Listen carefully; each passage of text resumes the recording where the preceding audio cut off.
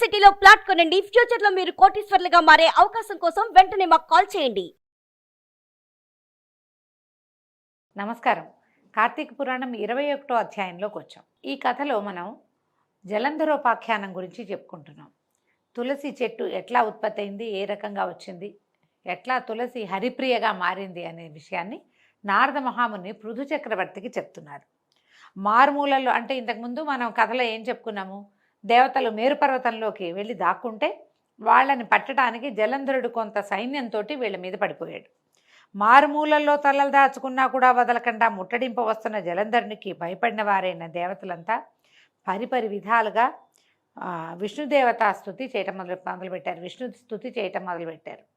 సకల దేవతలు చేసిన విష్ణు స్తోత్రం కార్తీక పురాణంలో కనపడుతుందండి. ఎన్నో విధాలుగా ప్రార్థించారు. నారదుడు చెప్తున్నాడు, ఇది కనుక ఈ స్తోత్రాన్ని కనుక చదువుకుంటే మనకి అన్ని రకాల కష్టాలు తొలుగుతాయట. అయితే సంస్కృతంలో ఉన్న దాంట్లోంచి తీసుకుంటే మనం తప్పులు లేకుండా దొరుకుతుందండి. అవకాశం ఉన్నవాళ్ళు చూడండి, పద్మపురాణంలో కనిపిస్తుంది. అయితే కూర్మాది అవతారములు ధరించిన వాడవు, సదా భక్తుల కార్యములు చేయటందు సంసిద్ధుడగవాడవును, దుఃఖములను నశింపచేయువాడవు, బ్రహ్మాదులను సృష్టించి వెలయింపచేయువాడవు, శంఖము గద పద్మము కత్తి ఆదిగా కలిగినటువంటి పంచాది ఆయుధాలను ధరించిన వాడు అయినటువంటి నీకు నమస్కారమగుగాక. భగవంతుని ఇట్లా ప్రార్థిస్తున్నారు. లక్ష్మీపతి, రాక్షసారాతి, గరుడవాహనుడు, పీతాంబరుడవు అయినటువంటి నువ్వు యజ్ఞాదులకు కర్తవు, క్రియారహితుడవు, సర్వరక్షకుడవు అయినటువంటి నీకు జయమగుగాక. రాక్షసులచే పీడింపబడిన దేవతల దుఃఖమనే కొండని నశింపజేయటంలో నువ్వు వజ్రాయుధం వంటి వాడివి, శేషసేనుడివి, సూర్యచంద్రులే నేత్రాలుగా కలిగిన వాడివైనటువంటి ఓ వ్యాపనశీలుడమైన విష్ణువా నీకు నమస్కారము, పునః నమస్కారం, మళ్ళీ నీకు దండాలు పెడుతున్నాను తండ్రి అని ఇలా ఎన్ని విధాలో ప్రార్థించారు. ఈ విధంగా దేవతలతోటి కీర్తింపబడిన ఈ విష్ణు స్తోత్రాన్ని చదువుకుంటే కనుక ఎన్నో రకాల కష్టాల నుంచి కడతేరగలము అని చెప్తూ పృథువుకి ఈ రకంగా చెప్తూ నారదుడు మళ్ళీ పురాణ ప్రవచనానికి ఉపక్రమించాడు. ఇలా ఎన్ని విధాలో ప్రార్థించగా వాళ్ళ అరుపులు ఏడుపులు, దుఃఖంలో ఉన్నప్పుడు ఉండేది వేరే, కష్టం నెత్తి మీద పడిపోయినప్పుడు ఆ పిలుపు వేరేగా ఉంటుంది. మామూలు రోజువారీ ప్రార్థన వేరు, ఏదైనా కష్టం వచ్చినప్పుడు నువ్వు తప్పిస్తే నాకు ఇంకో దిక్కు లేదు, నీవే తప్ప ఇతపరం వేరుగా అంటామన్నమాట. నువ్వు తప్పిస్తే మమ్మల్ని కాపాడేవాడు ఎవ్వడూ లేడు అని వాళ్ళు చేస్తున్నటువంటి ప్రార్థన ఈయన చక్రపాణి చెవినబడ్డాయి. దేవతల కష్టాన్ని చింతిస్తూనే దానవులపై కోపం కలవాడై చెయ్యన్న తన చెయ్యని వీడి గరుడ వాహనంపై కదులుతూ, లక్ష్మి నీ తమ్ముడైన జలంధరునికి దేవగణాలకి యుద్ధం జరుగుతోంది, దేవతలు నన్ను ఆశ్రయించారు, నేను వెళ్తున్నాను అని చెప్పాడు. అందుకు ఇందిరాదేవి రవంత చెల్లించినదై, నాథా నేను నీకు ఇంత ప్రియురాలనై ఉండగా నీవు నా తమ్ముని వధించడం ఎలా జరుగుతుంది అని ప్రశ్నించింది. ఇప్పుడు జలంధరుడు లక్ష్మీదేవికి తమ్ముడు ఎట్లా అయ్యాడు?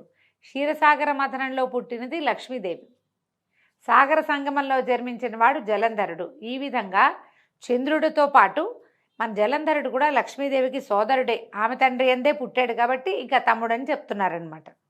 అప్పుడు రమాధవుడు నవ్వి, నిజమే దేవి, నాకు నీ మీద ఉన్న ప్రేమ చేత, బ్రహ్మ నుండి అతను పొందిన వరాల చేత, శివాంశ సంభూతుడు కావటం వల్ల కూడా జలంధరుడు నేను చంపదగినవాడు కాదు అని మాత్రం చెప్పి సర్వాయుధ సమీకృతుడై గరుడవాహనారూఢుడై అతి త్వరితంగా యుద్ధ భూమికి చేరిపోయాడు. మహాబలి అయిన గరుడుని రెక్కల విసురులకు పుట్టిన గాలి వలన రాక్షస సేనలు మేఘశకలాల వలె చెల్లాచెదరై నేల కూలిపోసాగాయి. అది గుర్తించిన జలంధరుడు ఆగ్రహంతో ఆకాశానికి ఎగిరి విష్ణువుపై యుద్ధాన్ని ప్రకటించాడు. ఈయన ఏం చేశాడు, జలంధరుడు యొక్క జెండాని, రథచక్రాలని, ధనుసుని చూర్ణం చేశాడు విష్ణుమూర్తి. అతని గుండెల మీద ఒక బాణాన్ని కూడా వేశాడట విష్ణువు. వేసేసరికల్లా ఆ బాధామయ క్రోధంతో జలంధరుడు గదాధరుడే ముందుగా గరుడుడి తల మీద మోదాడు. గరుత్మంతుడు నేల కూలాట ఆ దెబ్బకి. తక్షణమే విష్ణువు అతని గదను తన ఖడ్గంతో రెండుగా నరికి వేశాడు. విష్ణుమూర్తి ఖడ్గం పేరు తెలుసు కదా, నందకం అని చెప్తారు. ఆ నందకంతో ఆ గదని రెండు ముక్కలుగా చీల్చిపారేశాడట విష్ణుమూర్తి. అలిగిన అసురేంద్రుడు ఉపేంద్రుడి ఉదరాన్ని పిడికిట పొడిచాడు. విష్ణువుతోటి బాహుబాహవి యుద్ధం చేస్తున్నాడండి. బాహుబాహి యుద్ధం, ఒకళ్ళ చేతులతో ఒకళ్ళు కొట్టుకుంటున్నారనమాట. అక్కడితోటి జలసాయికి జలంధరుడికి బాహుయుద్ధం ప్రారంభమైంది. ఆ భుజాస్ఫాలనలకు, ముష్టిఘాతాలకు, జానువుల తాకిళ్లకి భూమి మొత్తం ధ్వనిమయం అయిపోవటం మొదలుపెట్టింది. భయావహమైన ఆ మనోహర కలహంలో జలంధరుని బలపరాక్రమాలకు సంతుష్టుడైనటువంటి విష్ణుమూర్తి, ఆహా ఎంత బలశాలివి నువ్వు, నీ పరాక్రమం నన్ను ముగ్ధుని చేసింది, ఏదైనా వరం కోరుకోమని విష్ణువు అనగానే జలంధరుడు చేతులు జోడించి, బావా రమారమణ, నీవు నా యందు నిజంగా ప్రసన్నుడవే అయితే మా అక్కగారైన లక్ష్మీదేవితోనూ నీ సమస్త వైష్ణవ గణాలతోనూ వచ్చి మా ఇంట్లో ఉండిపో అని ప్రార్థించాడు. తానిచ్చిన మాట ప్రకారం తార్క్యవాహనుడు తక్షణమే దానవ మందిరానికి తరలి వెళ్ళిపోయాడు. సమస్త దైవస్థానాల్లోనూ రాక్షసుల్ని ప్రతిష్ఠించాడు జలంధరుడు. దేవసిద్ధ గంధర్వాదులందరి వద్ద ఉన్న రత్న సముదాయాన్నంతటినీ స్వాధీనపరుచుకున్నాడు. వాళ్ళందరినీ తన పట్టణంలో పడి ఉండేటట్టుగా చేసుకుని తాను త్రిలోక ప్రభుత్వాన్ని నెరపసాగాడు. ఓ పృథు చక్రవర్తి, ఈ విధంగా జలంధరుడు లక్ష్మీనారాయణులను సాక్షాత్తు విష్ణుమూర్తిని లక్ష్మీదేవిని తన ఇంట్లో కొలువుంచుకుని భూలోకమంతటినీ ఏకఛత్రాధిపత్యంగా ఏలుతుండగా విష్ణు సేవా నిమిత్తంగానే నారదుడు ఒకసారి ఆ జలంధరుని ఇంటికి వెళ్ళాడు. నారదుడు ఇట్లా చెప్తున్నాడు, నేను వెళ్ళానని చెప్తున్నాడనమాట. పృథురాజా, అలా తన గృహానికి వచ్చిన నన్ను జలంధరుడు చక్కటి భక్తి ప్రపత్తులతోటి శాస్త్రవిధిని సత్కరించి అనంతరము, ఓ మునిరాజా, నీవెక్కడి నుంచి విచ్చేశావు, ఏ ఏ లోకాలు దర్శించావు, నువ్వు వచ్చిన పని ఏమిటో చెప్తే తప్పక దాన్ని నెరవేరుస్తానని మాటిచ్చాడు. అప్పుడు నేను ఇలా అన్నాను, జలంధర, యోజన పరిమాణము పొడవు కలిగింది, అనేకానేక కల్పవృక్షాలు కామధేనువులు కలది, చింతామణుల చేత ప్రకాశవంతమైనది అయినటువంటి కైలాస శిఖరంపై పార్వతీ సమేతుడనైన పశుపతిని దర్శించాను. ఆ వైభవాలకు దిగ్భ్రాంతుడనైన నేను అంతటి సంపద గలవారు మరెవరైనా ఉంటారా అని ఆలోచిస్తే త్రిలోక చక్రవర్తివైన నువ్వే స్ఫురించావు. నీ సిరి సంపదలు కూడా చూసి నువ్వు గొప్పవాడివో ఆ శివుడు గొప్పవాడో తేల్చుకోవాలని ఇలా వచ్చాను. అన్ని విషయాల్లోనూ మీ ఇద్దరు ధీటుగానే ఉన్నారు, కానీ ఒక స్త్రీరత్నపోటు ఆధిక్యత మాత్రం నీకంటే ఆ శివుడి దగ్గరే ఉంది. స్త్రీరత్నం ఉంది శివుడి దగ్గర అని చెప్తున్నాడు. మీ ఇంట్లో అప్సరసలు నాగకన్నులు మొదలైన దేవకాంతలు ఎందరైనా ఉందురుగాక, వాళ్ళంతా ఏకమైనా సరే ఆ ఏణాంకధారికి ప్రాణాంకస్థిత అయిన పార్వతీదేవి ముందు ఎవ్వరూ కొరగారు. ఏణాంకధారి అంటే ఏణాంకాన్ని లేడిని పట్టుకుంటాడు శివుడు, ఏణము అంటారు దాన్ని పట్టుకున్నటువంటి ఆయనకి ప్రాణాంకస్థిత, ఆయన తొడ మీదే కూర్చుని అట్లా సగంలో ఉంటుంది పార్వతీదేవి, ఆమెతోటి సమానం కారు. కళ్యాణాత్ పూర్వం వీతరాగైనటువంటి విషమాంబకుడు సైతము ఏ విద్యుల్లతా సౌందర్యమనే అరణ్యంలో భ్రామితుడై చేపవిలే కొట్టుమిట్టాడాడో అటువంటి ఈ అద్రినందనకు ఇక ఏ చానా ఈడు కాలేదు. అంటే అంతకుముందు తపస్సు చేశాడు పరమేశ్వరుడు, అంతకాలం తపస్సులో ఉండి కూడా ఈ లేత పరువాలంలో ఉన్నటువంటి పార్వతీదేవిని చూడగానే మన్మథవశానికి లోనై ఆమెను వివాహం చేసుకున్నాడు. ఆ విషయాన్ని కుమార సంభవ పూర్వగాథని ఇక్కడ చెప్తున్నాడు అనమాట. ఆవిడ సామాన్యమైన సౌందర్యం కాదు పార్వతీదేవిది, అద్రినందన అంటున్నాడు. అందుకని పార్వతీదేవి ప్రస్తావనే చేస్తున్నాడు అనమాట. ఇక పార్వతీదేవినే నిత్యం పరిశీలిస్తూ బ్రహ్మదేవుడు ఆమె అందానికి సాటి తేవాలనే నిశ్చయంతో బ్రహ్మదేవుడు అప్సరాగణాన్ని సృష్టించాడు. కానీ ఆ అప్సరసలందరూ ఏకమైనా సరే ఆ అమ్మవారి కాలి గోటికి కూడా సరిపోరు. వాళ్ళంతా కలిపి ఒక ముద్ద చేసిన పార్వతీదేవి కాలిగోటి కూడా సరిపోరు. నీకెన్ని సంపదలు ఉన్నా కూడా అటువంటి సాధ్వీమణి లేకపోవటం వల్ల ఐశ్వర్యవంతుల్లో నువ్వు శివుడి తర్వాతే కానీ ప్రథముడు అయితే కావు. ఈయన ఏం చేస్తున్నాడండి సర్కాస్టిక్గా, అంటే ఏమంటారు, ఇట్లా ఒక నిమిత్తం చెప్తూ ఇతన్ని రెచ్చగొడుతున్నాడనమాట.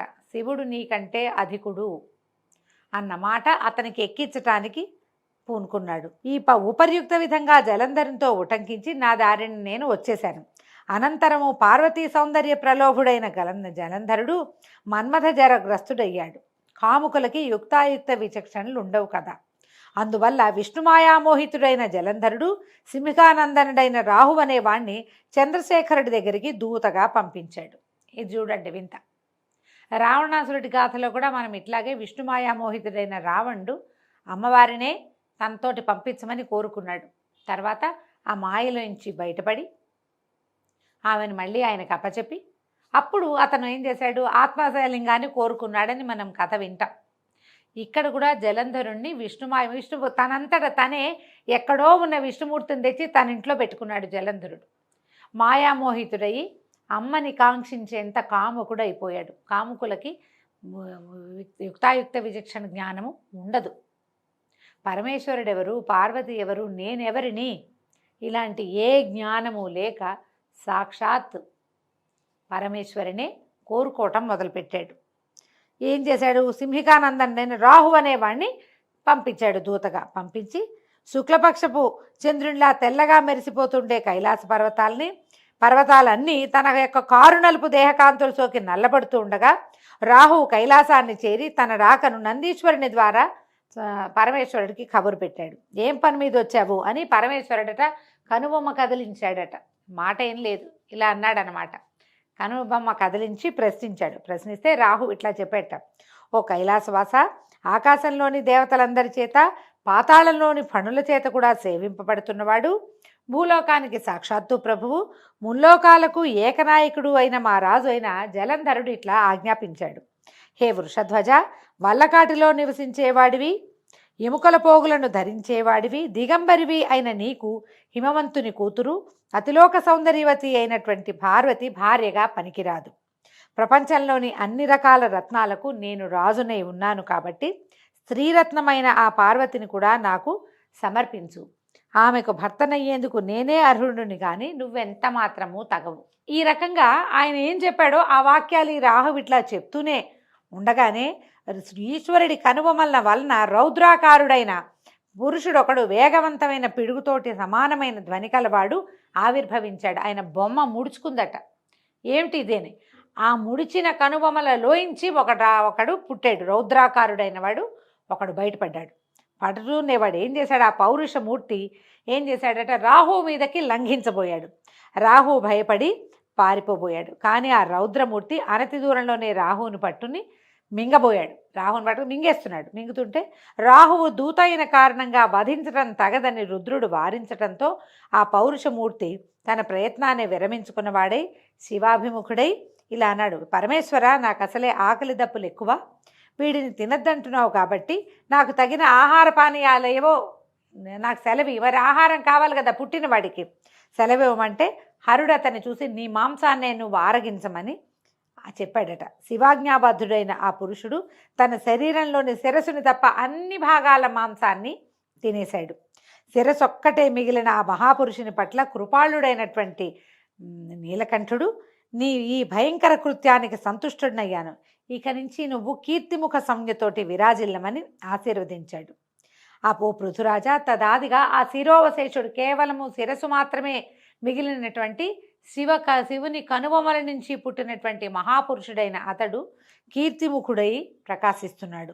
తర్వాత అంతేకాదు, ఇకపై ముందు నిన్ను పూజించకుండా నన్ను అర్చించిన వారి పూజలన్నీ వృధా అవుతాయి కాబట్టి నన్ను అర్చించదలిచిన వారు మొదట కీర్తిముఖుని పూజించాలని ఈశ్వరుడు శాసించాడు కూడానట. అలా కీర్తిముఖగ్రస్తుడు కాబోయిన రాహువును శివుడు బర్బర స్థలమందు విముక్తుని చేయటం వల్ల తదాదిగా రాహువు బర్బరుడనే పేరుతోటి ప్రసిద్ధి చెందాడు. ఇక ఆ మీదట రాహువు తనకది పునర్జన్మగా భావించి భయ విముక్తుడై జలంధరుని వద్దకు వెళ్ళి జరిగిందంతా పొల్లుపోకుండా చెప్పాడు. ఇప్పుడు చూడండి, కీర్తిముఖుడు, మనము ఏవైనా కట్టడాలు కట్టేటప్పుడు ఓన్లీ ముఖమే ఒకటి ఇట్లా భీకరంగా ఉన్న ఒక ముఖాన్ని చూస్తాం. గమనించండి, ఆ అతనే కీర్తిముఖుడు. ఈ శివాలయాలు అన్నిట్లలో కూడా, అంటే చిన్న చిన్న శివాలయాల సంగతి నేను చెప్పలేను, కానీ పురాతన శివాలయాల్లో సోమసూత్రంతో ప్రతిష్ఠ చేయబడినటువంటి అన్ని శివాలయాల సింహద్వారాల మీద కేవలము ముఖం ఉన్నటువంటి ఒక రౌద్ర స్వరూపం మనకి కనపడుతుంది. రుద్ర రూపమే, కానీ ఎట్లా ఉంటుంది? కళ్ళు పెద్ద పెద్ద విశాలమైన నేత్రాలు, పెద్ద కనుబొమ్మలు, కోరలు కలిగి పెద్ద పెద్ద మీసాలతో ఉన్న ముఖావశిష్టుడు మాత్రమే, ఒక ముఖం మాత్రమే కనిపిస్తుంది. ఆ ముఖమే కీర్తిముఖుడట. అతన్ని చూసే మనం శివాలయంలోకి శివదర్శనం చేసుకుంటాం. పరమేశ్వరుని ఆజ్ఞ చొప్పున అతనికి ఆ రకమైన ఇది లభించింది. దీంతో 21వ రోజు పారాయణ పూర్తయిందండి. రేపు ఉదయం 22వ అధ్యాయంతో మళ్ళీ కలుసుకుందాము. నమస్కారం.